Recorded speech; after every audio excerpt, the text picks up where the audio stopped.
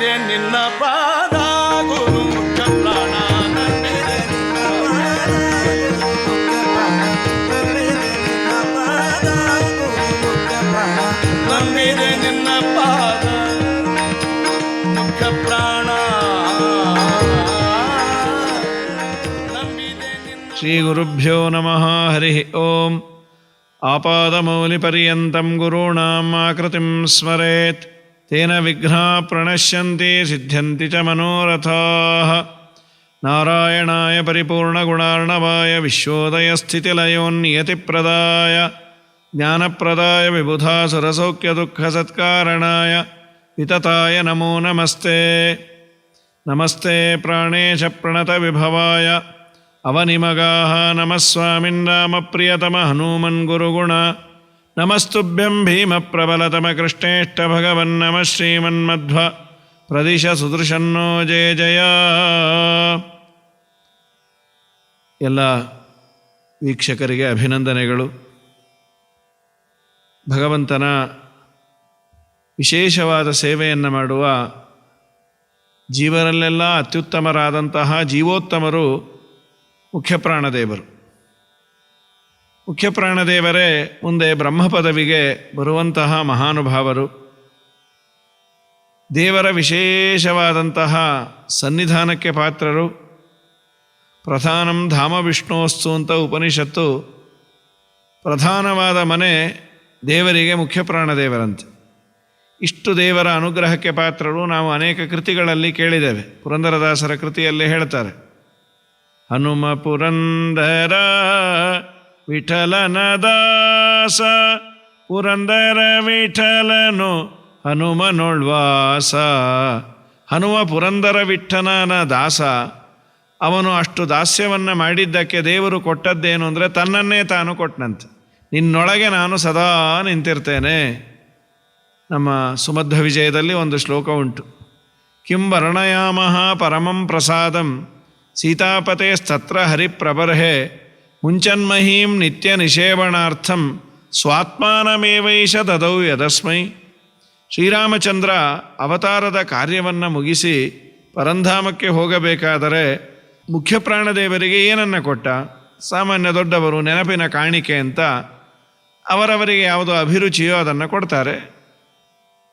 ದೇವತೆಗಳಿಗೋ ಅಥವಾ ಯೋಗ್ಯರಿಗೋ ಕೊಡುವಂತಹದ್ದಾದರೆ ದೇವರ ಪೂಜೆ ಮಾಡುವಂತಹ ಶಾಲಿಗ್ರಾಮವೋ ಇನ್ನಿತರ ಪದಾರ್ಥಗಳು. ಸಾಮಾನ್ಯ ಯಾರಿಗೆ ಯಾವುದು ಹೆಚ್ಚು ನೆನಪಿಟ್ಟುಕೊಳ್ಳಬಹುದೋ ಅದನ್ನು ಕೊಡ್ತಾರೆ. ಮುಖ್ಯಪ್ರಾಣದೇವರಿಗೆ ಏನನ್ನು ಕೊಡೋದು?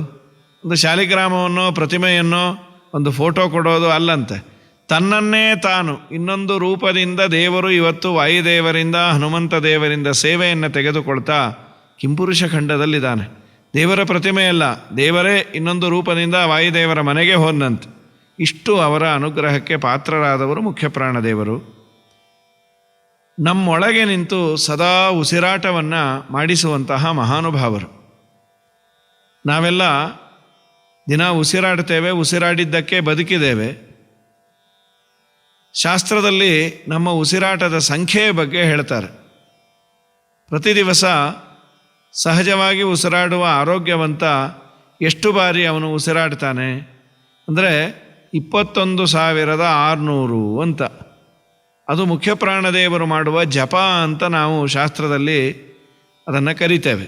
ಅಂದರೆ ಕೇವಲ ಉಸಿರಾಟ ಇದೊಂದು ಮೆಕ್ಯಾನಿಕಲ್ ಆದ ಕ್ರಿಯೆ ಅಲ್ಲ. ಇವತ್ತು ತುಂಬ ಜನ ಮಾಡ್ತಾರೆ. ಅದಕ್ಕೆ ಆರೋಗ್ಯಕ್ಕೆ ಅದು ಉಸಿರಾಟದ ಪ್ರಕ್ರಿಯೆ ತುಂಬ ಒಳ್ಳೆಯದು, ಪ್ರಾಣಾಯಾಮಾದಿಗಳನ್ನು ಮಾಡೋದು. ಆದರೆ ಮುಖ್ಯವಾಗಿ ಶಾಸ್ತ್ರ ಅದಕ್ಕೆ ಕೊಟ್ಟ ಚಿಂತನೆ ಏನು ಅಂತಂದರೆ ನಮ್ಮ ಒಳಗೆ ಇದ್ದು ಮುಖ್ಯಪ್ರಾಣದೇವರು ಮಾಡುವ ಜಪ. ಈ ಜಪಕ್ಕೆ ಅಜಪ ಜಪ ಅಂತ ಕರೀತಾರೆ. ಅಜಪ ಜಪ. ಇದನ್ನು ಪ್ರತಿನಿತ್ಯ ನಾವು ಚಿಂತನೆ ಮಾಡಿದರೆ ಮಹಾಪುಣ್ಯ ಇದೆಯಂತೆ. ಏನಿಲ್ಲ, ನನ್ನ ದೇಹದಲ್ಲಿ ಮುಖ್ಯಪ್ರಾಣದೇವರು ಇದ್ದು ಭಗವಂತನ ಸ್ತೋತ್ರವನ್ನು ಜಪ ಮಾಡ್ತಾ ಇರ್ತಾರೆ, ಹಂಸ ಮಂತ್ರವನ್ನು ಜಪ ಮಾಡ್ತಾರೆ ಮುಖ್ಯಪ್ರಾಣದೇವರು. ಈಗ ನೋಡಿ, ಇವತ್ತು ಬೆಳಗಾಗಿದೆ, ನಾಳೆ ಬೆಳಗ್ಗೆ ಇದನ್ನು ಅರ್ಪಿಸಬೇಕಂತೆ. ನಿನ್ನೆ ಸೂರ್ಯೋದಯದಿಂದ ಇವತ್ತಿನ ಬೆಳಗಿನ ಸೂರ್ಯೋದಯದವರೆಗೂ ಮುಖ್ಯಪ್ರಾಣದೇವರು ನನ್ನಲ್ಲಿ ನಿಂತು ಮಾಡಿದ ಹಂಸ ಮಂತ್ರವನ್ನು ಭಗವಂತ ನಿನಗೆ ಅರ್ಪಿಸ್ತೇನೆ. ಈ ಅಜಪಾಜಪದಿಂದ ನೀನು ಪ್ರೀತನಾಗಿ ನನಗೆ ಒಳ್ಳೆಯದನ್ನು ಮಾಡು. ಇಷ್ಟಕ್ಕೇನು ಗಂಟು ಹೋಗಬೇಕು? ಇದಕ್ಕೆ ಯಾವ ಖರ್ಚಿಲ್ಲ. ಉಸಿರಾಟವನ್ನಂತೂ ಮಾಡ್ತೇವೆ, ಅದನ್ನು ದೇವರಿಗೆ ಅರ್ಪಿಸಿದರೆ ಪುಣ್ಯ ಅಂತ. ಆ ಪ್ರಾಣದೇವರ ಮಾಹಿತಿಯನ್ನು ಕೊಡುವ ಒಂದು ಸುಂದರವಾದ ಕೃತಿಯನ್ನು, ಈ ಉಸಿರಾಟದ ಬಗ್ಗೆ ಇನ್ನೂ ಕೆಲವು ಮಾಹಿತಿಗಳನ್ನು ಕೆಲವು ನುಡಿಗಳಲ್ಲಿ ಗುರುವಿಜಯ ವಿಠಲ ಅನ್ನೋ ಅಂಕಿತದಲ್ಲಿ ಒಂದು ಸುಂದರವಾದ ಪದ್ಯವನ್ನು ಮಾಡಿಕೊಟ್ಟಿದ್ದಾರೆ. ಅದರ ಒಂದೆರಡು ಮಾತುಗಳನ್ನು ನೋಡುವ ಪ್ರಯತ್ನ ಮಾಡುವ.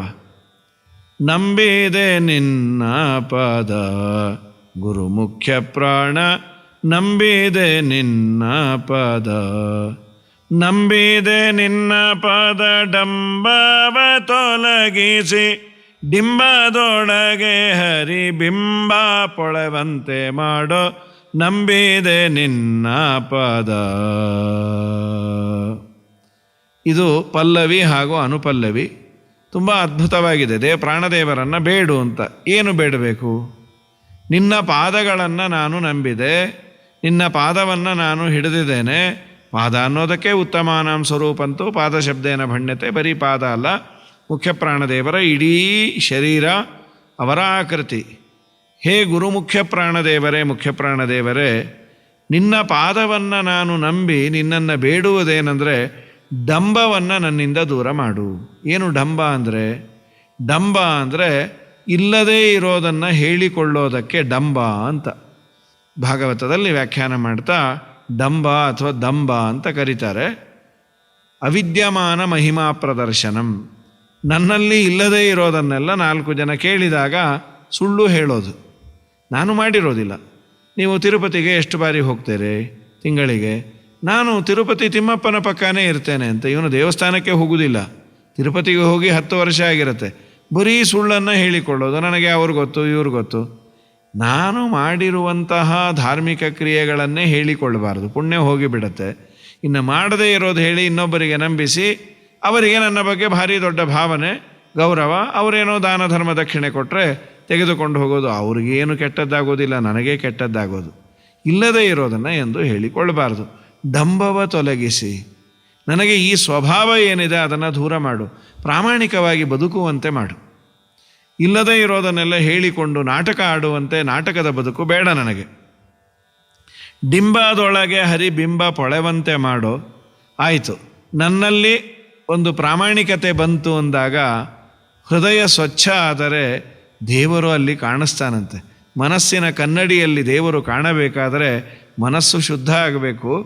ಅದಕ್ಕೆ ಡಿಂಬದೊಳಗೆ, ಡಿಂಬ ಅಂದರೆ ಈ ದೇಹದೊಳಗೆ, ದೇಹವನ್ನು ಡಿಂಬ ಅಂತ ಕರೀತಾರೆ. ಈ ದೇಹದ ಒಳಗೆ ಇರುವ ಹರಿ ಅಂತ ನಿಮ್ಮೆಲ್ಲರ ಬಿಂಬ. ಬಿಂಬ ಅಂದರೆ ಈ ದೇಹದಲ್ಲಿ ಇದ್ದು ಎಲ್ಲ ಕ್ರಿಯೆಯನ್ನು ಮಾಡುವ ಆ ತತ್ತ ಜೀವನಿಗೆ ನಿಯಾಮಕವಾದ ರೂಪಕ್ಕೆ ಅದನ್ನು ಬಿಂಬ ಅಂತ ಕರೀತಾರೆ.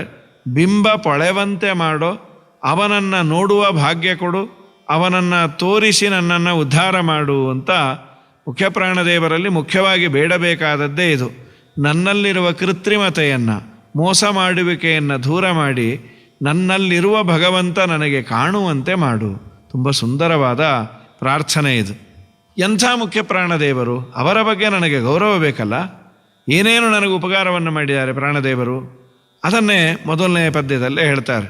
21,500 ಅಪ್ರತಿಮ ಹಂಸ ಮಂತರ, ತಪ್ಪದೆ ದಿನ ದಿನದಿ ಒಪ್ಪು ವಂದದಿ ಜಪಿಸಿ, ತಪ್ಪಿಸೋ ಭವವ ಸಮೀಪದ ಜೀವಕ್ಕೆ, ಅಪ್ಪನಂದದಿ ಪುಣ್ಯ ಬಪ್ಪಂತ ಕರುಣಿಸೋ, ಕಪ್ಪು ವರ್ಣನ ಕೂಡಿ ಒಪ್ಪಿಸಿ ಪಾಲಿಸೋ, ನಂಬೇದೆ ನಿನ್ನ ಪ್ರಾಣ.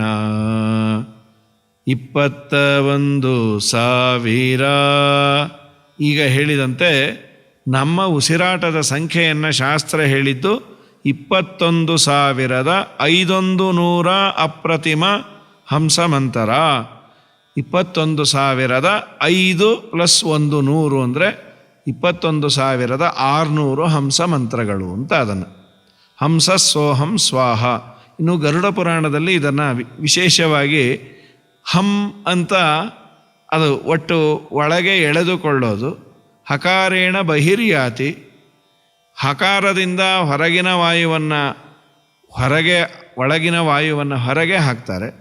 ನಮ್ಮ ಸೈನ್ಸ್ ಹೇಳೋದು ಕಾರ್ಬನ್ ಡೈಆಕ್ಸೈಡ್ ಹೊರಗೆ ಬರುತ್ತೆ, ಇಂಗಾಲದ ಆಮ್ಲ ಹೊರಗೆ ಬರುತ್ತೆ, ಹೊರಗಿರುವ ಆಮ್ಲಜನಕ ಒಳಗೆ ಹೋಗುತ್ತೆ.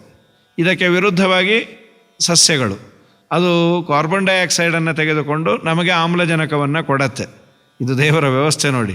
ಮರಗಿಡಗಳು ನಮಗೆ ಬದುಕನ್ನು ಕೊಡತ್ತೆ. ಹಾಗಾಗಿ ನಾವು ಇಂಗಾಲದ ಆಮ್ಲವನ್ನು ಅಂದರೆ ಕಾರ್ಬನ್ ಡೈಆಕ್ಸೈಡನ್ನು ಹೊರಗೆ ಹಾಕ್ತೇವೆ, ಆಮ್ಲಜನಕವನ್ನು ಆಕ್ಸಿಜನನ್ನು ತಗೊಳ್ತೇವೆ. ಇದು ಸೈನ್ಸ್ ಹೇಳೋದು ಖಂಡಿತ ಹೌದು. ಆದರೆ ಶಾಸ್ತ್ರದಲ್ಲಿ ಅದನ್ನು ಈ ರೀತಿ ಚಿಂತನೆ ಮಾಡು. ಮುಖ್ಯ ಪ್ರಾಣದೇವರು ನಿನ್ನಲ್ಲಿದ್ದು ನಿನ್ನಲ್ಲಿರುವ ನಿನಗೆ ಬೇಡದ ಗಾಳಿಯನ್ನು ಹೊರಗೆ ಹಾಕ್ತಾರೆ. ಆ ಪ್ರೋಸೆಸ್ಸನ್ನು ಅವ್ರೇನು ಮಾಡ್ತಾರಲ್ಲ ಅದನ್ನು ಶಾಸ್ತ್ರೀಯವಾಗಿ ಹೇಳೋದಾದರೆ ಹಂಸ ಸೋಹಂ ಸ್ವಾಹ. ಭಗವಂತ ನೀನು ಹಂಸ. ಹಂಸ ಅಂದರೆ ನೀನು ದೋಷ ದೂರ ಹಾಗೂ ಸಾರ ರೂಪ. ಹ ಅನ್ನುವ ಪದಕ್ಕೆ ಸಂಸ್ಕೃತದಲ್ಲಿ ಬಿಡು ಅಂತ ಇದೆ. ಏನು ದೇವರು ಬಿಟ್ಟಿದ್ದಾನೆ? ತನ್ನಲ್ಲಿ ಯಾವ ದೋಷಗಳು ಇಲ್ಲದಂತೆ ಇದ್ದಾನೆ. ದೇವರಲ್ಲಿ ದೋಷ ಇರಲೇ ಇರಲಿಲ್ಲ ಬಿಡಲಿಕ್ಕೆ. ಹಂಶ್ಚಾಸೌ ಸಶ್ಚ ಅಂದರೆ ದೋಷ ದೂರ ಹಾಗೂ ಗುಣಪೂರ್ಣ. ಆದ್ದರಿಂದ ದೇವರನ್ನು ಹಂಸ ಅಂತ ಕರೀತಾರೆ. ಉಪನಿಷತ್ತುಗಳಲ್ಲಿ ಈ ಅರ್ಥವನ್ನೇ ಬರೀತಾರೆ. ದೋಷ ದೂರನಾಗಿದ್ದಾನೆ, ಗುಣಪೂರ್ಣನಾಗಿದ್ದಾನೆ, ಆದ್ದರಿಂದ ದೇವರನ್ನು ಹಂಸ. ಮುಖ್ಯಪ್ರಾಣದೇವರನ್ನೋದು ಹೇ ಭಗವಂತ, ದೋಷ ದೂರನಾದ ಗುಣಪೂರ್ಣನಾದ ಭಗವಂತ, ನಾನು ನಿನ್ನವನು, ನಾನು ನಿನ್ನ ದಾಸ. ಇದೇ ಅಂತೆ ನಮ್ಮ ಉಸಿರಾಟದ ಪ್ರೋಸೆಸ್ಸಿನಲ್ಲೂ ವಾಯುದೇವರು ಮಾಡುವ ಚಿಂತನೆ ಏನು ಅಂದರೆ ನಾನು ನಿನ್ನ ದಾಸ, ನೀನು ನನ್ನ ಈಶ. ಎಂಥ ಅದ್ಭುತ ಚಿಂತನೆ ರೀ. ಉಸಿರಾಡಿದ್ದಕ್ಕೆ ಪುಣ್ಯ ಉಂಟು, ಅದನ್ನೇ ದಾಸರು. ನಾವು ಇದನ್ನು ಮಾಡ್ತೀವೋ ಇಲ್ಲೋ ಚಿಂತನೆ ಅದೊಂದು ನುಡಿಯಲ್ಲಿ ಜೋಡಿಸಿಕೊಟ್ರು. 21,500 ಅಪ್ರತಿಮ ಹಂಸ ಮಂತರ. 21,600 ಹಂಸ ಮಂತ್ರವನ್ನು ನಮ್ಮ ದೇಹದಲ್ಲಿ ಇದ್ದು ಮುಖ್ಯ ಪ್ರಾಣದೇವರು ಪ್ರತಿನಿತ್ಯ ಭಗವಂತನನ್ನು ಪೂಜೆ ಮಾಡ್ತಾರೆ. ನಮ್ಮ ಉಸಿರಾಟವೇ ದೇವರಿಗೆ ಒಂದು ಪೂಜೆ. ಅದನ್ನು ಮುಖ್ಯ ಪ್ರಾಣದೇವರು ದೇವರಿಗೆ ಪೂಜಾ ಅನ್ನುವ ರೂಪದಲ್ಲಿ ಅರ್ಪಿಸ್ತಾರೆ. ಒಪ್ಪುವಂದದಿ ಜಪಿಸಿ ತಪ್ಪಿಸೋ ಭವವ. ಅದನ್ನು ಚೆನ್ನಾಗಿ ಮಾಡಿ.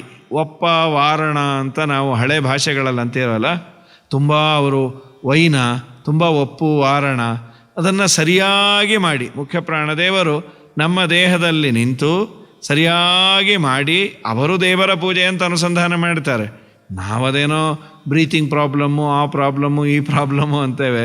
ಮುಖ್ಯ ಪ್ರಾಣದೇವರ ಅನುಗ್ರಹ ಕಡಿಮೆ ಆಗಿದೆ ಅಂತ ನಾವು ಅನ್ನಬೇಕು ನಿಜವಾಗಲೂ. ಹೀಗಾಗಿ 21,600 ಹಂಸ ಮಂತ್ರವನ್ನು ಮುಖ್ಯ ಪ್ರಾಣದೇವರು ನನ್ನ ದೇಹದಲ್ಲಿ ಇದ್ದು ಅದನ್ನು ನಿಯಮನೆ ಮಾಡ್ತಾರೆ. ಆ ಒಪ್ಪುವಂದದಿ ಜಪಿಸಿ ತಪ್ಪಿಸೋ ಭವವ ಸಮೀಪದ ಜೀವಕ್ಕೆ. ನಿನ್ನನ್ನು ಕೇಳೋದು ಮುಖ್ಯ ಪ್ರಾಣದೇವರೇ. ಭವ ಅಂದರೆ ಸಂಸಾರ. ಈ ಸಂಸಾರದ ಈ ಸುಳಿಯಿಂದ ನನ್ನನ್ನು ಆಚೆ ಇಟ್ಬಿಡು. ನಾನು ಹೊಸದಾಗಿ ಏನು ಮಾಡಲಿಕ್ಕಾಗೋದಿಲ್ಲ. ನನ್ನೊಳಗೆ ನಿಂತು ನೀನು ಹಂಸ ಮಂತ್ರವನ್ನು ಜಪ ಮಾಡಿ ದೇವರಿಗೆ ಅರ್ಪಿಸಿ ನೀನು ದೇವರಲ್ಲಿ ಬೇಡು, ಇವನನ್ನು ಉದ್ಧಾರ ಮಾಡು ಅಂತ. ನಿನ್ನ ಅತೀ ಸಮೀಪದಲ್ಲಿರುವ ಈ ಜೀವನಿಗೆ ಸಂಸಾರದ ಈ ಸಮಸ್ಯೆಗಳನ್ನು ದೂರ ಮಾಡಿ ಅಪ್ಪನಂದದಿ ಪುಣ್ಯ ಬಪ್ಪಂತೆ ಕರುಣಿಸೋ, ಕಪ್ಪು ವರ್ಣನ ಕುಡಿಯ ಬಪ್ಪಿಸಿ ಪಾಲಿಸೋ.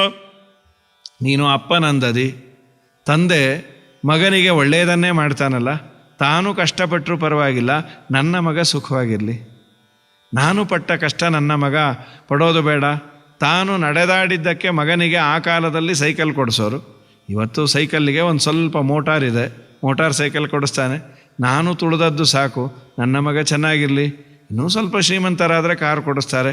ಅಂತೂ ಅಪ್ಪನ ಪ್ರಧಾನವಾದ ಬಯಕೆ ನನ್ನ ಮಗ 10 ಜನದ ಮುಂದೆ ನಾನೇನು ಕಡಿಮೆ ಇಲ್ಲ ಅಂತ ಓಡಾಡಬೇಕು.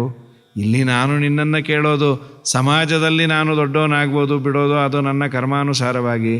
ನಿಮ್ಮಪ್ಪ ಇದಾನಲ್ಲ ಭಗವಂತ, ಅವನ ಹತ್ತಿರ ನನ್ನನ್ನು ಕರೆದುಕೊಂಡು ಹೋಗಿ ದೀನಂ ದೂನಂ ಅನಾಥಂ ಶರಣಾಗತಂ ಏನಂ ಉದ್ಧರ ಇತಿ ವಿಜ್ಞಾಪನ ಕರ್ತೃಣಾಂ ಅಂತ ಮಂತ್ರಾಲಯ ಪ್ರಭುಗಳು ರಾಘವೇಂದ್ರ ಸ್ವಾಮಿಗಳು ವಾಯುದೇವರ ಮಹಿಮೆಯನ್ನು ಕೊಂಡಾಡ್ತಾ ಪ್ರಾತಃ ಸಂಕಲ್ಪ ಗದ್ಯದಲ್ಲಿ ಹೇಳ್ತಾರೆ.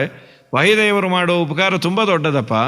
ನೀನು ಎಷ್ಟೇ ಸಾಧನೆಯನ್ನು ಮಾಡು, ಸಾಧನೆಯನ್ನು ಮಾಡಿದಾಗ ಆ ಸಾಧನೆಯನ್ನು ಸರ್ಟಿಫೈ ಮಾಡಬೇಕು ಅಂದರೆ ಭಗವಂತ ಮಧ್ಯದಲ್ಲಿ ಈ ಸೂತ್ರನಾಮಕ ವಾಯುದೇವರು ಬೇಕು.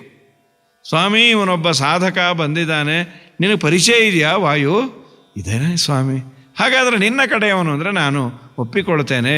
ಆ ವಾಯುದೇವರು ಹೇಳೋದು, ಇವನು ಭಾರೀ ಸಾಧಕ ಅಲ್ಲ, ದೀನಂ ದೂನಂ, ದೈನ್ಯತೆಗೆ ಒಳಗಾಗಿದ್ದಾನೆ, ಕಷ್ಟಪಟ್ಟಿಯಾನೆ, ಸಂಸಾರದಲ್ಲಿ ತುಂಬ ಕಷ್ಟಪಟ್ಟಿಯಾನೆ, ಏನೋ ನಿನ್ನ ಆರಾಧನೆ ಮಾಡಿದ್ದಾನೆ, ಉದ್ಧಾರ ಮಾಡು. ಇದು ಮುಖ್ಯ ಪ್ರಾಣದೇವರು ಮಾಡುವ ದೊಡ್ಡ ಉಪಕಾರ. ಅದನ್ನೇ ಭಂಗ್ಯಂತರದಿಂದ ತಿಳಿಸ್ತಾರೆ. ನೀನು ಕಪ್ಪು ಅಪ್ಪನಂದದಿ ಪುಣ್ಯ ಬಪ್ಪಂತೆ ಕರುಣಿಸೋ. ಕಪ್ಪು ವರ್ಣನ ಕೂಡ, ಇಲ್ಲಿ ಕಪ್ಪು ವರ್ಣ ಅಂದರೆ ಕರಿ ಬಣ್ಣದ ಅಂತ. ಏನದು ಕಪ್ಪು ವರ್ಣನ ಕೂಡೋ ಅಂದರೆ ಕೃಷ್ಣವರ್ಣ, ಕೃಷ್ಣ ಅಂದರೆ ಕಪ್ಪು. ಕೃಷ್ಣನ ಜೊತೆಯಲ್ಲಿ ನನ್ನನ್ನು ಕೂಡಿಸು ಅಂದರೆ ಕೃಷ್ಣನ ದರ್ಶನ ಆಗುವಂತೆ ಮಾಡು ಅಂತ ಅನ್ಬಹುದು. ಇಲ್ಲ, ಅದು ಕೃಷ್ಣನ ದರ್ಶನ ಅಪರೋಕ್ಷ ಜ್ಞಾನ ಆದ ನಂತರದಲ್ಲಿ ಲಿಂಗದೇಹಭಂಗ ವೈಕುಂಠ. ಕಪ್ಪು ವರ್ಣ ಅನ್ನೋದಕ್ಕೆ ಇನ್ನೊಂದು ಅನ್ಬಹುದು. ಮುಖ್ಯ ಪ್ರಾಣದೇವರಲ್ಲಿ ಕೇಳೋದೇನೆಂದರೆ, ಕಪ್ಪು ವರ್ಣ ಅಂತ ಯಮಧರ್ಮರಾಜನ ಕರೀತಾರೆ. ಅವನು ಕರಿ ಬಣ್ಣ ಅಂತೆ, ಯಮಧರ್ಮರಾಜನ ಬಣ್ಣ ಕಪ್ಪು. ಅವನ ಕಾಟ ಸದ್ಯಕ್ಕೆ ನನಗೇನಾಗೋದಿದೆ ಮರಣಾನಂತರ, ಅದಾಗದಂತೆ ಉದ್ಧಾರ ಮಾಡು. ಮುಖ್ಯ ಪ್ರಾಣದೇವರ ಕಡೆಯವನು ಅಂದರೆ ಯಮಧರ್ಮರಾಜ ನಮ್ಮ ಸುದ್ದಿಗೆ ಬರೋದಿಲ್ಲ. ಏಕೆಂದರೆ ಯಮಧರ್ಮರಾಜನ ಉಪಾಸ್ಯ ಮೂರ್ತಿಯು ಶ್ರೀರಾಮಚಂದ್ರ ಅಂತೆ. ಶ್ರೀರಾಮನ ದೂತನ ಕಡೆಯವರು ನಾವು ಅಂದರೆ ನಮಗೆ ತೊಂದರೆ ಇರೋದಿಲ್ಲ ಅಲ್ಲ. ಹಾಗಾಗಿ ಯಮನ ಕೂಡ ನಮ್ಮನ್ನು ಪಾಲಿಸು. ಮುಖ್ಯವಾಗಿ ಕಪ್ಪು ವರ್ಣ ಅಂದರೆ ಕೃಷ್ಣವರ್ಣಂ ಕಲೌ ಕೃಷ್ಣ. ಕಲಿಯುಗದಲ್ಲಿ ಕೃಷ್ಣವರ್ಣ ಅಂತ ದೇವರನ್ನು ಉಪಾಸನೆ ಮಾಡಬೇಕು.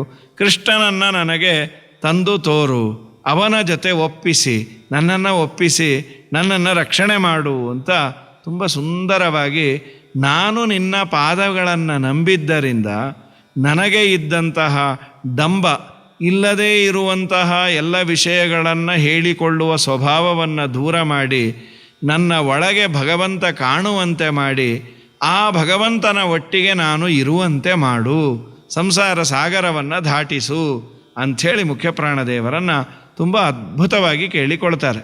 ಅದನ್ನೇ ಕೇಳಬೇಕ್ರಿ, ಮಿಕ್ಕದ್ದೆಲ್ಲವೂ ತಾನಾಗೆ ಬರುತ್ತೆ. ಅವರಿಗೆ ನನಗೇನೇನು ಕೊಡಬೇಕೋ ಅದು ಕೊಡುವುದು ಗೊತ್ತಿದೆ. ನಿಜವಾಗಲೂ ಕೇಳಬೇಕಾದದ್ದು ನನಗೆ ಸಂಸಾರ ಬಂಧನದ ಬಿಡುಗಡೆ. ಬರೀ ಉಸಿರಾಡಿಸಿ ನನ್ನನ್ನು 106 ವರ್ಷ ಇಡೋದು ಮುಖ್ಯ ಅಲ್ಲ, ಸಾಧನೆಗಾಗಿ ಈ ದೇಹ ಸವಿಯುವಂತೆ ಮಾಡು ಸ್ವಾಮಿ. ಬರೀ ತಿಂದೆ ಉಂಡೆ ಇದು ಎಲ್ಲ ಪ್ರಾಣಿಗಳ ಜೀವನದಲ್ಲೂ ಸಾಧ್ಯ ಉಂಟಲ್ವಾ ಅಂತ ಕೇಳಿ 2ನೇ ಪದ್ಯದಲ್ಲಿ ಈ ಮುಖ್ಯ ಪ್ರಾಣದೇವರ ವ್ಯಾಪಾರ ತುಂಬ ದೊಡ್ಡದು. ನಮ್ಮ ದೇಹದಲ್ಲಿ ಒಟ್ಟು 72,000 ನಾಡಿಗಳು ಇದ್ದಾವೆ ಅಂತ.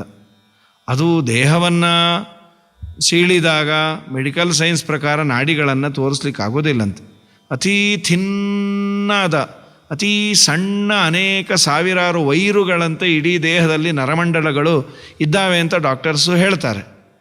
ಅದನ್ನೇ ಶಾಸ್ತ್ರದಲ್ಲಿ 72,000 ನಾಡಿಗಳು ಅಂತ ಗುರುತಿಸಿದೆ. ಆ ನಾಡಿಗಳಲ್ಲೆಲ್ಲ ರಕ್ತ ಸಂಚಾರ ನಿರಂತರ ಆಗಬೇಕು. ಅದು ಆಗಲಿಲ್ಲ ಅಂತಾದರೆ ಮನುಷ್ಯ ಏನೇನೋ ತೊಂದರೆ ತಾಪತ್ರಯಗಳಿಗೆ ಸಿಲುಕ್ತಾನೆ. ಹಾಗಾದರೆ ಆ 72,000 ನಾಡಿಗಳಲ್ಲಿ ಮುಖ್ಯ ಪ್ರಾಣದೇವರು ಸಂಚಾರ ಮಾಡಿ ವ್ಯಾನ ಸರ್ವ ಶರೀರಗಃ ಅಂತ ಶಾಸ್ತ್ರ ಹೇಳುತ್ತೆ. ವ್ಯಾನನಾಮಕ ವಾಯುದೇವರು ಎಲ್ಲ ಕಡೆ ಸಂಚಾರ ಮಾಡ್ತಾರೆ. ನಿಮಗೆಲ್ಲ ಒಂದು ಅನುಭವ ಇರುತ್ತೆ. ನಿಮ್ಮ ಮನೆಗಳಲ್ಲಿ ಟ್ಯಾಂಕಲ್ಲಿ ಸ್ವಲ್ಪ ನೀರು ಕಡಿಮೆ ಆದರೆ ಗಾಳಿ ಬರುತ್ತೆ, ನೀರು ನಿಂತೋಗತ್ತೆ. ಮೋಟಾರ್ ಹಾಕಿದ ಮೇಲೂ ಗಾಳಿ ಎಲ್ಲ ಕ್ಲಿಯರ್ ಆದಮೇಲೆ ನೀರು ಬರಲಿಕ್ಕೆ ಶುರು ಆಗತ್ತೆ. ಏರ್ ಬ್ಲಾಕ್ ಆಗಿರಬಹುದು ಅಂತ ನಾವಂತೀವಿ. ಕಂಟಿನ್ಯೂಸ್ ಫ್ಲೋ ಇಲ್ಲ ಅಂತಾದರೆ ಅಲ್ಲಿ ಏರ್ ಬಬಲ್ಸು, ಏರ್ ಗ್ಯಾಪ್ ಬರಲಿಕ್ಕೆ ಸಾಧ್ಯ ಇದೆ. ನಮ್ಮ ಈ ದೇಹದಲ್ಲಿ ಇರುವ 78, 80, 90 ವರ್ಷ ನಿರಂತರ ಆ ಪೈಪ್, ಆ ಲೈನಲ್ಲಿ ಒಂದು ವೇಳೆ ರಕ್ತ ಸಂಚಾರ ಒಂದು 10 ನಿಮಿಷ ನಿಂತು ಅಲ್ಲೇನಾದರೂ ಬ್ಲಾಕ್ ಆದರೆ ಅದರಿಂದ ಯಾವ ಯಾವ ಅವಯವಗಳು ತನ್ನ ಕೆಲಸ ಮಾಡಬೇಕಾಗಿತ್ತು ಅದೆಲ್ಲ ಕಳೆದುಕೊಂಡು ಬಿಡತ್ತೆ. ಏನು ಮುಖ್ಯ ಪ್ರಾಣದೇವರ ವ್ಯಾಪಾರ. ಇಲ್ಲಿ ನಾವೊಮ್ಮೆ ಕೆಲವೊಮ್ಮೆ ಮರೆತು ಮೋಟಾರ್ ಹಾಕದೇ ಇದ್ದರೆ ನಮ್ಮ ಮನೆಯಲ್ಲಿ ಏರ್ ಬ್ಲಾಕ್ ಆಗುತ್ತೆ, 5 ನಿಮಿಷ ನೆಲ್ಲಿ ಮುಂದೆ ನಿಲ್ಲಬೇಕಾಗತ್ತೆ. ಇಲ್ಲಿ ಆ ಅವಕಾಶ ಇಲ್ಲೇ ಇಲ್ಲ, ಅವನು ಕೃಷ್ಣಾರ್ಪಣ ಆದ ಅಂತಾನೆ. ಹಾಗಾದರೆ ಮುಖ್ಯ ಪ್ರಾಣದೇವರು ಮಾಡುವ ವ್ಯಾಪಾರ ಕೇವಲ ಉಸಿರಾಟ ಅಲ್ಲ, ತೆಗೆದುಕೊಂಡ ಆ ಉಸಿರಾಟ ಹಾಗೂ ಆಹಾರ, ಆಕ್ಸಿಜನ್ನು ಅದೆಲ್ಲ ಬ್ಲಡ್ ಕ್ಯಾಪಲರೀಸಲ್ಲಿ ನಮ್ಮೆಲ್ಲ ಧಮನಿಗಳಲ್ಲಿ ಹರಿಯುವಂತೆ ಮಾಡ್ತಾರೆ. ಈ ಚಿಂತನೆಯನ್ನು ನಾವು ಎಂದೂ ಮಾಡೋದಿಲ್ಲ. ನೋಡಿ, ದಾಸರು ಮಾಡಿಕೊಟ್ಟ ದೊಡ್ಡ ಉಪಕಾರ. ಈ ಚಿಂತನೆಯನ್ನೆಲ್ಲ ನಾವು ಮಾಡೋದಿಲ್ಲ, ಆದರೆ ಅವರ ಕೃತಿಯಲ್ಲಿ ಸಹಜವಾಗಿ ಮೂಡಿ ಬಂದಿದೆ. ನಾವು ಇದನ್ನು ಹಾಡಿರ್ತೇವೆ ಈ ವ್ಯೂನಲ್ಲಿ ಅಂತ ಕೆಲವರಿಗೆ ತಿಳಿದಿರುತ್ತೆ, ಕೆಲವೊಮ್ಮೆ ಆ ದೃಷ್ಟಿಯಲ್ಲೇ ಹೇಳೋದಿಲ್ಲ, ರಾಗಬದ್ಧವಾಗಿ ಹೇಳಿರ್ತೇವೆ, ಅರ್ಥದ ಕಡೆ ಗಮನ ಕೊಟ್ಟಿರೋದಿಲ್ಲ. ಎಂಥ ಅದ್ಭುತವಾದ ವಾಯುದೇವರ ಮಹಿಮೆ ಅಂತಂದರೆ, ನಾನು ಇವತ್ತು ಇದ್ದೇನೆ, ಇವತ್ತು ಪ್ರಾಯ ಸ್ಟಂಟ್ ಹಾಕಿದ್ರು, ಯಾಕೆ ಅಲ್ಲಿ ಬ್ಲಾಕ್ ಆಯಿತು. ಈಗ ಸ್ಟಂಟ್ ಬರೀ ಹಾರ್ಟ್ಗಲ್ಲ, ಎಲ್ಲೆಲ್ಲಿ ನರ ಬ್ಲಾಕ್ ಇದೆ, ಕಾಲು ಕೈ ಎಲ್ಲ ಕಡೆ ಹಾಕಲಿಕ್ಕೆ ಶುರು ಮಾಡ್ಯಾರ. ಅಂದರೆ ಆ ಪೈಪಿನಲ್ಲಿ ಇದ್ದಂತಹ ಬ್ಲಾಕೇಜನ್ನು ಕ್ಲಿಯರ್ ಮಾಡಿ ಆ ಪೈಪಿಗೆ ಇನ್ನೊಂದು ಪೈಪನ್ನು ತೂರಿಸುವಿಕೆ ಅಂತೆ ಅದು. ಇದನ್ನು ಸಹಜವಾಗಿ ಮುಖ್ಯ ಪ್ರಾಣದೇವರು ಮಾಡ್ತಾ ಇರ್ತಾರೆ, ಅದನ್ನು ಕೊಂಡಾಡ್ತಾರೆ. 17 ನಾಡಿಯೋಳು ಸುತ್ತಿ ಸುಳಿವ ಮಾರುತ, ಉತ್ತರ ಲಾಲಿಸೋ ಉತ್ಕ್ರಮಣದಲ್ಲಿ ನೆತ್ತಿಯ ದ್ವಾರದಿಂದ ಎತ್ತ ಪೋಗಲಿಸದೆ, ತತ್ತುವರಳು ಜೀವೋತ್ತಮನೆ ಸಮಚಿತ್ತ ಎನಗೆ ಕೊಡುತ್ತುತ್ತರ ಲಾಲಿಸೋ, ನಂಬಿದೆ ನಿನ್ನ ಪದ ಗುರು ಮುಖ್ಯ ಪ್ರಾಣ, ನಂಬಿದೆ ನಿನ್ನ ಪದ, ನಂಬಿದೆ ನಿನ್ನ ಪದ. ಡಂಬವ ತೊಲಗಿಸಿ ಡಿಂಬದೊಳಗೆ ಹರಿ ಬಿಂಬ ಪೊಳೆವಂತೆ ಮಾಡೋ, ನಂಬಿದೆ ನಿನ್ನ ಪದ. ಆ ಎಲ್ಲ ವಿವರಣೆಯನ್ನು ಇಲ್ಲಿ ಮಾಡಿದ್ದಾರೆ. 17 2 ಆಯುತ, 17 2 10 × 7 70, 2 ಆಯುತ ಅಂದರೆ 2 × ಆಯುತ 10,000 ಅಂದರೆ 72,000 ನಾಡಿಯೊಳು ಸುತ್ತಿ ಸುಳಿವ ಮಾರುತ. ಸುತ್ತಿ ಸುತ್ತಿ ಸುತ್ತಿ ನಮ್ಮನ್ನು ಆರೋಗ್ಯವಾಗಿಡ್ತಿ. ಉತ್ತರ ಲಾಲಿಸೋ, ನಿನ್ನಲ್ಲಿ ನಾನು ಕೇಳೋದು, ನಾನು ಆಡುವ ಮಾತನ್ನು ದಯಮಾಡಿ ಕೇಳು. ಉತ್ಕ್ರಮಣದಲ್ಲಿ ಏನು ನನ್ನ ದೇಹದಿಂದ ಪ್ರಾಣೋತ್ಕ್ರಮಣ ಆಗತ್ತೆ, ಆಯಿತು, ನನ್ನ ಈ ದೇಹದಲ್ಲಿ ಎಷ್ಟು ದಿವಸ ಇರಬೇಕು ಅಂತ ನನ್ನ ಕರ್ಮ ಇತ್ತು, ಅಷ್ಟು ದಿವಸ ಇದ್ದೆ. ಒಂದು ದಿವಸ ಈ ದೇಹವನ್ನು ಬಿಡಲೇಬೇಕಲ್ವ. ಹಳೆ ಬಟ್ಟೆಯನ್ನು ಬಿಸಾಡಿ ಹೊಸ ಬಟ್ಟೆಯನ್ನು ತೊಡುವಂತೆ ಅಂತ ಕೃಷ್ಣ ಗೀತೆಯಲ್ಲಿ ಹೇಳಿದಂತೆ, ವಾಸಾಂಸಿ ಜೀರ್ಣಾನಿ ಯಥಾ ವಿಹಾಯ ನವಾನಿ ಗೃಹಾನಿ ನರೋಪರಾಣಿ. ತುಂಬ ಶಿಥಿಲವಾದ ದೇಹ, ಆರೋಗ್ಯ ಹದಗೆಟ್ಟಿದೆ, ಯಾವ ಇಂದ್ರಿಯಗಳು ಕೆಲಸ ಮಾಡ್ತಾ ಇಲ್ಲ. ಆಗ ದೇವರು ಈ ದೇಹದಿಂದ ಆ ಜೀವನನ್ನು ಬೇರ್ಪಡಿಸ್ತಾನೆ.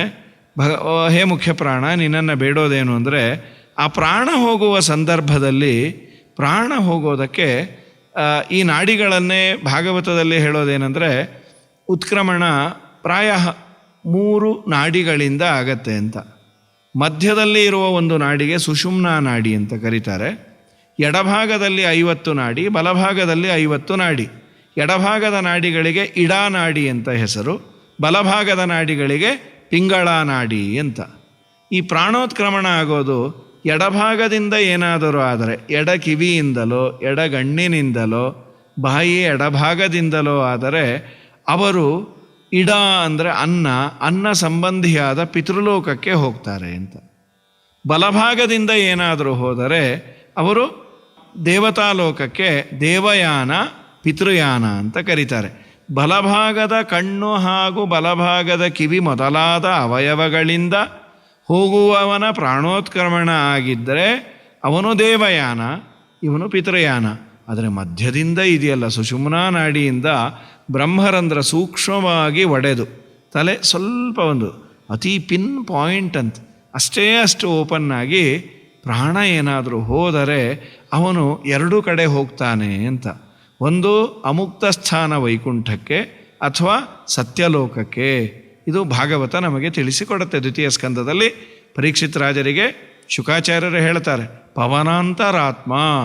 ಪವನಾಂತರಾತ್ಮ ಅನ್ನೋ ಒಂದೇ ಶಬ್ದಕ್ಕೆ ಪವನಶ್ಚಾಸೋ ಅಂತರಾತ್ಮ ಚ, ಪವನನೂ ಹೌದು ನಮ್ಮ ಒಳಗೆ ಇರುವವನೂ ಹೌದು ಅಂತಂದರೆ ಆ ಮುಖ್ಯ ಪ್ರಾಣ ಅವನ ಲೋಕ ಸತ್ಯಲೋಕ, ಅಲ್ಲಿಗೆ ಹೋಗ್ತಾರೆ. 48 ನಿಮಿಷ ದೇವರ ದರ್ಶನ ಮಾಡಿದಂತಹ, ಹೃದಯದಲ್ಲಿ ಬಿಂಬ ಕಂಡಂತಹ ಸಾಧಕರು, ಅದಕ್ಕೂ ಹೆಚ್ಚು ದೇವರ ದರ್ಶನ ಮಾಡಿದ ಸಾಧಕರು ಪವನಸ್ಯ ಅಂತರಾತ್ಮ, ಮುಖ್ಯ ಪ್ರಾಣನ ಅಂತರ್ಯಾಮಿಯಾದ ಭಗವಂತನ ಲೋಕ ಅಂದರೆ ಅಮುಕ್ತ ಸ್ಥಾನ ವೈಕುಂಠ. ಆ ಅದ್ಭುತವಾದ ಪ್ರಮೇಯವನ್ನು ಪುಟ್ಟ ನುಡಿಯಲ್ಲಿ ಜೋಡಿಸಿಕೊಟ್ಟಿದ್ದಾರೆ ದಾಸರು. ಎಂಥ ನಿಮ್ಮೆಲ್ಲರ ಈ ಚಿಂತನೆಯನ್ನು ಮಾಡಿ ಹೇಳಿದರೆ ತುಂಬ ಭಾಗ್ಯ. 72,000 ನಾಡಿಗಳಲ್ಲಿ ಓಡಾಡುವ ಹೇ ಮುಖ್ಯಪ್ರಾಣ ದೇವರೇ, ನನ್ನ ಮಾತು ಸ್ವಲ್ಪ ಕೇಳಿ ನನಗೆ ಇದನ್ನು ನೀವು ಉತ್ತರ ರೂಪವಾಗಿ ಮಾಡಿದರೆ ಸಾಕು, ಉತ್ತರ ಕೊಡೋದು ಬೇಡ. ನನ್ನ ಉತ್ತರ ಕಾಲದಲ್ಲಿ, ಉತ್ಕ್ರಮಣ ಕಾಲದಲ್ಲಿ, ದೇಹದಿಂದ ಪ್ರಾಣ ಹೋಗುವ ಸಂದರ್ಭದಲ್ಲಿ ನೆತ್ತಿಯ ದ್ವಾರದಿಂದಲೇ ಹೋಗುವಂತೆ ಮಾಡು.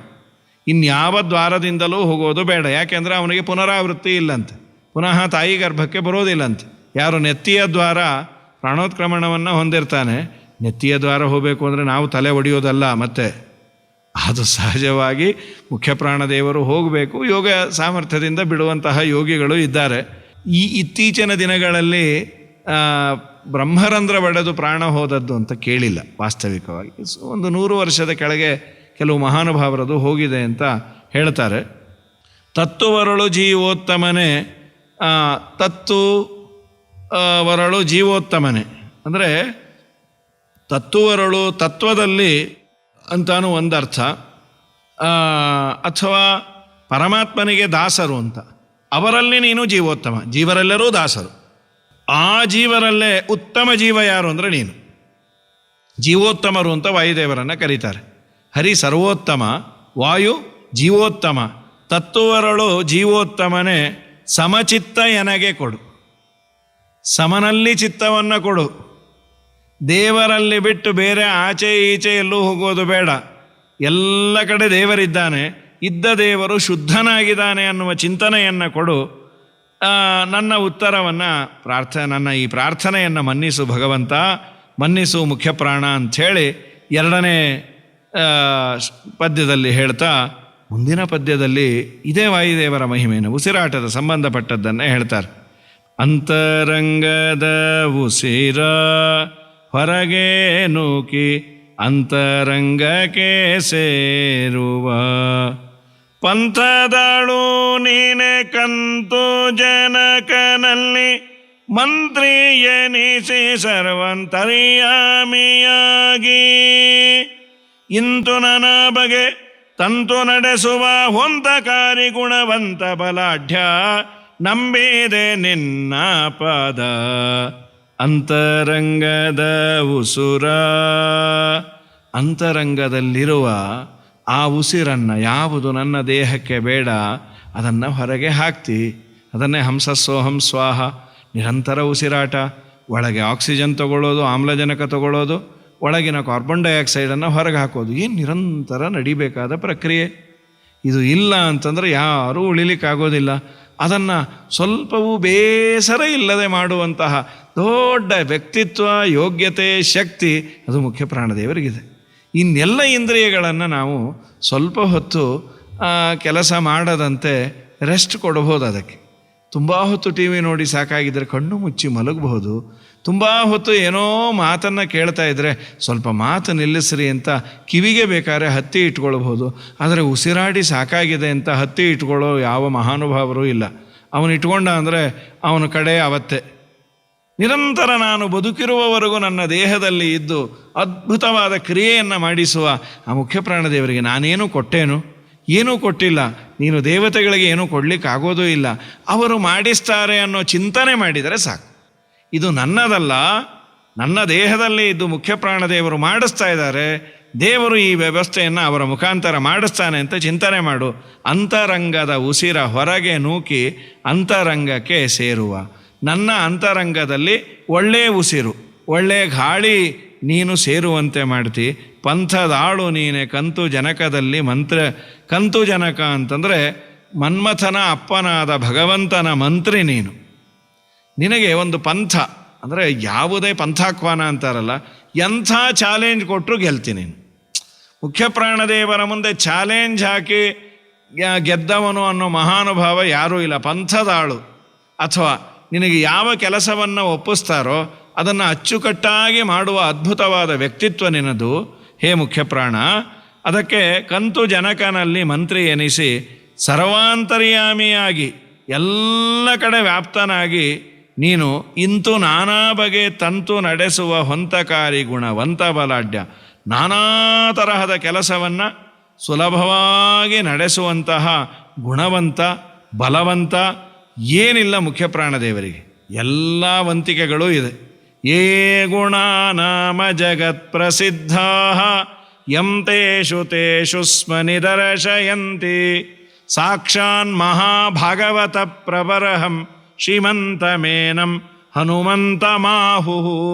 ಸುಮಧ್ವ ವಿಜಯದಲ್ಲಿ ಹನುಮಂತ ದೇವರಿಗೆ ಹನುಮಂತ ಅಂತ ಯಾಕೆ ಹೆಸರು ಬಂತು ಅಂತ ನಾರಾಯಣ ಪಂಡಿತರು ಹೇಳಬೇಕಾದ್ರೆ, ಜಗತ್ತಿನಲ್ಲಿ ಸದ್ಗುಣಗಳು ಅಂತ ಯಾವುದ್ಯಾವುದಿದೆಯೋ ಅದೆಲ್ಲವನ್ನ ಮನೆ ಮಾಡಿಕೊಂಡು ಬಂದ ಒಂದು ರೂಪ ಅಂದರೆ ಹನುಮಂತ ದೇವರದು. ಏ ಗುಣಾನಾಮ ಜಗತ್ ಪ್ರಸಿದ್ಧಾ, ಎಲ್ಲವೂ ಇವರಲ್ಲಿತ್ತು. ಹಾಗಾಗಿ ಇವನನ್ನು ಎಲ್ಲ ಗುಣಗಳಿಂದ ತುಂಬಿದ ಒಂದು ವಸ್ತು ಅಂತ ಹೇಳೋದ್ರ ಬದಲು ಹನುಮಂತ ಅಂತ ಕರೆದಿದ್ದಾರೆ ಅಂತ. ಹಾಗಾಗಿ ಆ ಮಾತುಗಳನ್ನೇ ಇಲ್ಲಿ ಹೇಳ್ತಾರೆ. ಇವನು 5 ರೂಪದಿಂದ ಮುಖ್ಯ ಪ್ರಾಣದೇವರು ನಮ್ಮ ದೇಹದಲ್ಲಿದ್ದಾರೆ. ಪ್ರಾಣ, ಅಪಾನ, ವ್ಯಾನ, ಉದಾನ, ಸಮಾನ. ಅದನ್ನು ಚಿಂತನೆ ಮಾಡ್ತಾರೆ. ಪಂಚಪ್ರಾಣ ರೂಪನೇ ಸತ್ವಕಾಯ ದ್ವಿಪಂಚೇಂದ್ರಿಯಗಳಪ್ಪನೇ ಮುಂಚಿನ ಪರಮೇಟ್ಟಿ ಸಂಚಿತಗಾಮಿ ಬಿಡಿಸಿ ಕೊಂಚ ಮಾಡೋ ಪ್ರಾರಬ್ಧ ವಂಚನಗೈಸದ ಅಂಚಿಗಂಚಿಗೆ ಪರ ಪಂಚವ ಓಡಿಸಿ ಪಂಚವಕ್ರ ಹರಿ ಮಂಚದ ಗುರುವೆ ನಂಬಿದೆ ನಿನ್ನ ಪಾದ. ಎಂಥ ಅದ್ಭುತ ಪದಗಳ ವಿನ್ಯಾಸ. ಪಂಚ ಪಂಚ ಪಂಚ ಅಂತ ಒಂದು ರೀತಿ ಪಂಚ್ ಕೊಟ್ಟಿದ್ದಾರೆ. ತುಂಬ ಚೆನ್ನಾಗಿದೆ. ಏನದು ಪಂಚ? ಪಂಚಪ್ರಾಣ ರೂಪನೆ. ನೀನು 5 ರೂಪದಿಂದ ದೇಹದಲ್ಲಿ ಇದೆ. ದ್ವಿಪಂಚೇಂದ್ರಿಯಗಳಪ್ಪನೆ, 10 ಇಂದ್ರಿಯಗಳು ತನ್ನ ಕೆಲಸವನ್ನು ಮಾಡಬೇಕು ಅಂತಾದರೆ ಪಂಚ ಜ್ಞಾನೇಂದ್ರಿಯ, ಪಂಚ ಕರ್ಮೇಂದ್ರಿಯ. ಅಲ್ಲೂ ಪಂಚವನ್ನೇ ಹೇಳಿದರು. 10 ಅನ್ನೋದನ್ನು ದ್ವಿಪಂಚ, ಅವುಗಳ ಕ್ಷಮತೆಯನ್ನು ನೋಡಿಕೊಳ್ಳೋನು. ಮುಖ್ಯ ಪ್ರಾಣದೇವರಿದ್ದರೆ ಅಲ್ವಾ ಈ ಎಲ್ಲ ಇಂದ್ರಿಯಗಳು ಇರೋದು. ಕರ್ಣಾಭಿಮಾನಿ ಸುರರು ದೇಹವ ಬಿಡಲು ಕುರುಡ ಕಿವುಡ ಮೂಕ ಎಂದೆನಿಸುವ ಪರಮ ಮುಖ್ಯ ಪ್ರಾಣ ತೊಲಗಲ ದೇಹವನ್ನು ಅರಿತು ಪೆಣನೆಂದು ಪೇಳುವರು ಅಂತ ಮಧ್ವನಾಮದಲ್ಲಿ ಶ್ರೀಪಾದರಾಜರು ಅಂತಾರೆ. ಮುಖ್ಯ ಪ್ರಾಣದೇವರಿದ್ದರೆ ಕಣ್ಣು ಕಿವಿ ಮೂಗು ಇಲ್ಲದೇ ಇದ್ದರೂ ಪರವಾಗಿಲ್ಲ, ಏನೋ ಕುರುಡ ಕಿವುಡ ಅಂತಾರೆ. ಎಲ್ಲ ಸರಿ ಇದ್ದು ಮುಖ್ಯ ಪ್ರಾಣದೇವರು ಹೊಟ್ಟೋದ್ರೆ ಇಲ್ಲ, ಅವನಿಗೆ ಕಣ್ಣು ಕಿವಿ ಎಲ್ಲ ಚೆನ್ನಾಗಿತ್ತಲ್ಲ, ಪ್ರಾಣ ಹೋಗಿದ್ದೇನೋ ಅಣ್ಣ 15 ದಿನ ಬಿಟ್ಟು ಬರುತ್ತಾ, ವಾಸನೆ ಬರುತ್ತಾ ಅಷ್ಟೆ. ಹಾಗಾಗಿ ನಮ್ಮ ದೇಹದಲ್ಲಿ ಮುಖ್ಯ ಪ್ರಾಣದೇವರಿದ್ದರೆ ಆ ಇಂದ್ರಿಯಗಳಿಗೆ ವ್ಯಾಲಿಡಿಟಿ ಇಲ್ಲ. ಅಂದರೆ ಅದು ಸರಿ ಇದ್ದರೂ ಪ್ರಾಣದೇವರು ಹೋಗಿ ಬಿಟ್ಟರೆ ವೇಸ್ಟ್ ಅದು. ಅದನ್ನೇ ದ್ವಿಪಂಚೇಂದ್ರಿಯಗಳಪ್ಪನೇ ಮುಂಚಿನ ಪರಮೇಷ್ಠಿ, ಪರಮೇಷ್ಠಿಯ ಮುಂಚಿನ ರೂಪ. ಮುಂದೆ ಬ್ರಹ್ಮ, ಭಾವಿ ಬ್ರಹ್ಮರು ನೀವು. ಅಂದರೆ ಮುಂಚಿನ ಪರಮೇಷ್ಠಿ ಅಂದರೆ ಪರಮೇಷ್ಠಿ ರೂಪದ ಮುಂಚಿನ ರೂಪ ಮುಖ್ಯ ಪ್ರಾಣದೇವರದು. ಸಂಚಿತ ಆಗಾಮಿಗಳ ಬಿಡಿಸಿ ನಾವು ಮಾಡಿದಂತಹ ಗಳಿಸಿದ ಪಾಪ, ಮುಂದೆ ತೊಂದರೆ ಕೊಡುವ ಪಾಪ, 2 ಸಂಚಿತ, ಈಗ ಗಳಿಸಿದ್ದು, ಇನ್ನು ಮುಂದೆ ಬರುವಂಥ ಕರ್ಮ ಆಗಾಮಿ ಕರ್ಮ, ಅವುಗಳನ್ನು ನನ್ನಿಂದ ದೂರ ಮಾಡಿ ಪ್ರಾರಬ್ಧವನ್ನು ನಾಶ ಮಾಡಲಿಕ್ಕಾಗಲ್ಲ. ಅದನ್ನು ನೀನು ಸ್ವಲ್ಪ ಕಡಿಮೆ ಮಾಡು, ಕೊಂಚ ಮಾಡೋ ಪ್ರಾರಬ್ಧ, ಅದರ ಇಂಟೆನ್ಸಿಟಿಯನ್ನು ಕಮ್ಮಿ ಮಾಡು. ಎಷ್ಟು ಚೆನ್ನಾಗಿದೆ ನೋಡಿ. 3 ಕರ್ಮಗಳು, ಸಂಚಿತ, ಪ್ರಾರಬ್ಧ, ಆಗಾಮಿ. ಸಂಚಿತ ಆಗಾಮಿಗಳನ್ನು ನೀನು ದೂರ ಮಾಡು. ಒಂದನ್ನು ನಾಶ ಆಗತ್ತಂತೆ, ಇನ್ನೊಂದನ್ನು ದೂರ ಕಳಿಸ್ತಾನೆ. ಆದರೆ ಪ್ರಾರಬ್ಧ ಮಾತ್ರ ಭೋಗೇನೈವ ಕ್ಷಯ, ಅದಕ್ಕೆ ಅದನ್ನು ಉಪಮರ್ದ ಮಾಡು, ಕಡಿಮೆ ಮಾಡು, ಅದನ್ನು ತಡೆದುಕೊಳ್ಳುವ ಶಕ್ತಿಯನ್ನು ಕೊಡು ಅಂಥೇಳಿ ಅಂಚಿಗಂಚಿಗೆ ಪರಪಂಚವ ಓಡಿಸಿ, ನನಗೆ ವಂಚನೆ ಮಾಡದೆ ಹೆಜ್ಜೆ ಹೆಜ್ಜೆಗೆ ಪ್ರಪಂಚದ ವಾಸನೆಯನ್ನು ನನ್ನಿಂದ ಓಡಿಸು. ಪಂಚವಕ್ತ್ರ ಹರಿಮಂಚದ ಗುರುವೆ. ಎಂಥ ಪದ ನೋಡಿ, ಗೊತ್ತಾಗೋದಿಲ್ಲ ಸಾಮಾನ್ಯವಾಗಿ. ಪಂಚವಕ್ತ್ರ ಅಂದರೆ ರುದ್ರದೇವರು. ಧ್ಯೇಯ ಪಂಚಮುಖೋ ರುದ್ರ ಅಂತ ಆಚಾರ್ಯರು ಹೇಳ್ತಾರೆ ತಂತ್ರಸಾರದಲ್ಲಿ. ರುದ್ರದೇವರಿಗೆ 5 ಮುಖ ಅಂತ ಚಿಂತನೆ ಮಾಡಿ ಅಂತ ರುದ್ರದೇವರಿಗೆ. ಆಮೇಲೆ ಹರಿಮಂಚ ಅಂದರೆ ಯಾರು? ಶೇಷದೇವರು, ಹರಿಯ ಮಂಚ. ಹಾಗಾಗಿ ನೀನು ರುದ್ರದೇವರಿಗೆ ಹಾಗೂ ಶೇಷದೇವರಿಗೆ ನೀನು ಗುರು, ಅಥವಾ ಈ ರುದ್ರದೇವರು ಗುರು ಆದದ್ದರಿಂದಲೇ ಅವರಿಗೆ ಶೇಷ ಪದವಿ ಬಂದದ್ದು. ಕೃತ್ತಿವಾಸನ ಹಿಂದೆ ನೀ 40 ಕಲ್ಪ ಸಮೀರನಲಿ ಶಿಷ್ಯತ್ವ ವಹಿಸ ಕಿಳಾಗಮರ್ಥಗಳೋದಿ ಜಲಧಿಯೊಳು. ನೀನು ಅವರಲ್ಲಿ ಓದಿ ಜಲಧಿಯಳು 10 ಕಲ್ಪವ ತಪವಗೈದಾದಿತ್ಯರೊಳಗುತ್ತುಮನು ಎನಿಸಿ ಪುರುಷೋತ್ತಮನ ಪರ್ಯಂಕ ಪದವೈದಿದೆಯೋ ಮಹದೇವ. ಹಾಗಾಗಿ ಇವರಿಗೆಲ್ಲ ನೀನು ಗುರು, ನನಗೂ ನೀನು ಗುರುವಾಗಿ ನನ್ನನ್ನು ಉದ್ಧಾರ ಮಾಡು ಅಂಥೇಳಿ ಕಡೆಯ ಆ ಪದ್ಯದಲ್ಲಿ ಯಂತ್ರೋದ್ಧಾರಕ ಪ್ರಾಣದೇವರನ್ನು ಸ್ತೋತ್ರ ಮಾಡ್ತಾ ಉಪಸಂಹಾರ ಮಾಡ್ತಾರೆ. ಯೋಗಾಸನದೊಳಿಪ್ಪ ಯಂತ್ರೋದ್ಧಾರ ಭಾಗವತರಪ್ಪ. ಯೋಗಿಗಳಿಗೆ ಈಶ ವ್ಯಾಸ ಯೋಗಿ ಗೋಲಿದ ನ್ಯಾಸ ಶ್ರೀ ತುಂಗಭದ್ರ ನಿವಾಸ ಬಾಗುವೆ ಕೊಡುಲೇಸ. ಶ್ರೀ ಗುರು ವಿಜಯ ವಿಠಲನ ಪಾದಕ್ಕೆ ಬಾಗಿದ ಭವಧುರ ಜಾಗರ ಮೂರುತಿ ನಂಬಿದೆ ನಿನ್ನ ಪದ. ಕಡೆಗೆ ಯಂತ್ರೋದ್ಧಾರಕ ಪ್ರಾಣದೇವರಿಗೆ ಅರ್ಪಿಸ್ತಾ ಅವನ ಅಂತರ್ಯಾಮಿಯಾದ ಭಗವಂತನನ್ನು ಚಿಂತನೆ ಮಾಡ್ತಾರೆ. ಯೋಗಾಸನದೊಳಿಪ್ಪ. ಯಂತ್ರೋದ್ಧಾರಕ ಪ್ರಾಣದೇವರನ್ನು ನೀವು ಗಮನಿಸಿದಾಗ ಯೋಗಾಸನದ ಶೈಲಿಯಲ್ಲಿ ಕುಳಿತಿರುವಂತಹ ಮೂರ್ತಿ ಅದು. ಯಂತ್ರೋದ್ಧಾರ ಭಾಗವತ ಜನರ ಅಪ್ಪ. ನೀನು ಭಾಗವತ ಜನರಿಗೆ ಅಪ್ಪ. ಯಾರು ಭಗವದ್ಭಕ್ತರು ಅವರಿಗೆ ನೀನು ನಿಯಾಮಕ. ಯೋಗಿಗಳಿಗೆ ಈಶ. ಯಾರು ಸಾಧಕರು ಸಾಧನೆ ಮಾಡ್ತಾರೆ ಅವರಿಗೆ ನೀನು ಒಡೆಯ. ವ್ಯಾಸಯೋಗಿಗೊಲಿದ ನ್ಯಾಸ. ವಿಶೇಷವಾಗಿ ವ್ಯಾಸತೀರ್ಥರಿಗೆ ಒಲದ ದೇವರಲ್ಲ, ಅವರೇ ಪ್ರತಿಷ್ಠಾಪನೆ ಮಾಡಿದ್ದು ವ್ಯಾಸರಾಜರು. ತುಂಗಭದ್ರೆಯ ತೀರದಲ್ಲಿ ವಾಸ ಮಾಡಿದಿ, ನಿನಗೆ ನಮಿಸ್ತೇನೆ. ನನಗೆ ಲೇಸನ್ನು ಉಂಟು ಮಾಡು, ನನಗೆ ಯಾವುದು ಒಳ್ಳೆಯದೋ ಅದನ್ನು ನೀನು ಕೊಡು. ಶ್ರೀ ಗುರು ವಿಜಯ ವಿಠಲನ ಪಾದಕ್ಕೆ ಬಾಗಿದೆ. ನಾನು ವಿಜಯ ವಿಠಲನ ಅಂದರೆ ನಿನ್ನ ಅಂತರ್ಯಾಮಿಯಾದ ಭಗವಂತನ ಪಾದಕ್ಕೆ ಬಾಗಿದೆ, ನಮಿಸ್ತೇನೆ. ಭವದೂರ ಜಾಗರ ಮೂರುತಿ. ನೀನು ಭವದೂರ, ನಿನಗೆ ಭವ ದೂರ, ಸಂಸಾರ ದೂರ, ನನಗೂ ಈ ಭವ ದೂರ ಆಗುವಂತೆ ಅನುಗ್ರಹ ಮಾಡು. ಜಾಗರ ಮೂರ್ತಿ, ನೀನು ತುಂಬ ಜಾಗೃತವಾದ ಮೂರ್ತಿ. ಅಂದರೆ ಯಾವ ಸನ್ನಿಧಾನದಲ್ಲಿ ನಾನು ಬೇಡಿದಾಗ ಬೇಗ ನನಗೆ ಫಲ ಆಗತ್ತೆ, ಅಲ್ಲಿ ತುಂಬ ಜಾಗೃತಿ ಇದೆಯಪ್ಪ ಅಂತೀವಲ್ಲ, ಯಂತ್ರೋದ್ಧಾರಕ ಜಾಗರ ಮೂರ್ತಿ, ತುಂಬ ಬೇಗ ಫಲವನ್ನು ಕೊಡುವ ಮೂರ್ತಿ. ನನ್ನನ್ನು ಉದ್ಧಾರ ಮಾಡುವಂಥ ಸುಂದರವಾಗಿ ದಾಸರು ನಮಗೆ ಯಾವ ರೀತಿಯಾಗಿ ಮುಖ್ಯ ಪ್ರಾಣದೇವರ ವ್ಯಾಪಾರವನ್ನು ನಮ್ಮ ದೇಹದಲ್ಲಿ ತಿಳಿಬೇಕು, ತಿಳಿದದ್ದನ್ನು ಅವರಲ್ಲಿ ಹೇಗೆ ನಾನು ಬೇಡಬೇಕು ಅನ್ನೋದನ್ನು ತಿಳಿಸಿದ್ದಾರೆ. ಅದನ್ನು ತಿಳಿದು ಕೃತಾರ್ಥರಾಗುವ ಹರಯೇ ನಮಃ. ಶ್ರೀಕೃಷ್ಣಾರ್ಪಣಮಸ್ತು. ಈ ಒಂದು ಸೇವೆಯನ್ನು ಮಾಡಿದಂತಹ ಸೇವಾಕರ್ತರಾದ ಸೇತುರಾವ್ ಅವರ ಸ್ಮರಣಾರ್ಥದಲ್ಲಿ ಸೇತುರಾವ್ ಅನ್ನುವವರ ಸ್ಮರಣಾರ್ಥವಾಗಿ ಉಷಾರಾವ್ ಅನ್ನುವರು ಮಾಡಿಸಿದ್ದಾರೆ. ಅವರಿಗೆ ವಿಶೇಷವಾಗಿ ಭಗವಂತ ಅನುಗ್ರಹವನ್ನು ಮಾಡಲಿ. ನಮಗೂ ನಿಮಗೂ ಮುಖ್ಯ ಪ್ರಾಣದೇವರು ವಿಶೇಷ ಅನುಗ್ರಹವನ್ನು ಮಾಡಲಿ. ಹರಯೇ ನಮಃ.